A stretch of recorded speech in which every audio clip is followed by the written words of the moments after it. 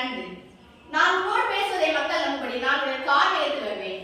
நீ இன்றும் நாளை மக்களை தூய்மைப்படுத்து. அவர்கள் தங்கள் துணிகளை துவைத்துக் கொள்ளட்டும். இவ்வாறு 3ஆம் நாளுக்காக அவர்கள் தயாராகட்டும். ஏனெனில் 3ஆம் நாள் நான் அவர்களை சந்திக்க சீனாய் உச்சியில் இறங்கி வருவேன். அப்போது மலையடிவாரத்தை யாரும் தொடக்கூடாது. அவ்வாறு தொடுபவர் கல்லால் இருந்து கொல்லப்படுவர். எக்காலம் முழங்குபவர் மேலே ஏறி வரட்டும்.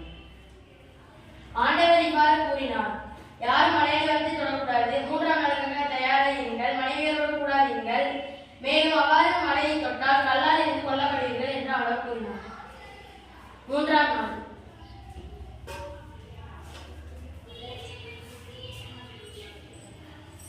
அனைவரும் வெளியே வாருங்கள். சீனாய் மலை புகைந்து கொண்டிருக்கிறது. ஏனெனில் ஆண்டவர் நெருப்பி மூலம் அதன் மீது இறங்கிக் கொண்டிருக்கின்றார். மோசே, மேலே ஏறி வா. யாரும் மலையடிவாரத்தை தொடாதபடி அவர்களை எச்சரிக்கை செய். யாரும் மலையடிவாரத்தை தொடமாட்டார்கள். ஏனெனில் அவர் எச்சரித்துள்ளீர். நன்றி. அவ்வாறு தொடுபவர் கல்லால் இருந்து கொல்லப்படுவர். இதை போய் மக்களிடம் அறிவி. யாரும் மலையடிவாரத்தை தொடக்கூடாது. ஏனெனில் அவ்வாறு தொடுபவர் கல்லால் இருந்து கொல்லப்படுவர். மீண்டும் எச்சரிக்கை செய்கிறேன்.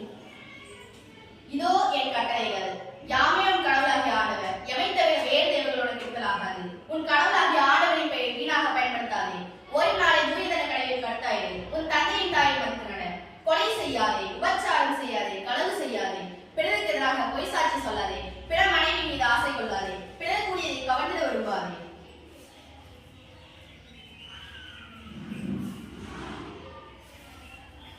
இதோ ஆண்டவர் கூடிய 10 கட்டளைகள். நீ எங்களோடு பேசினாலே போதும். ஆண்டவர் எங்களோடு பேசினார். ஏன் இடி மின்னல் என்று அச்சுறுத்துகிறது? ஆண்டவர் நீங்கள் அச்சுறுத்தினால் பாவம் செய்திருப்பீர்கள். எனவே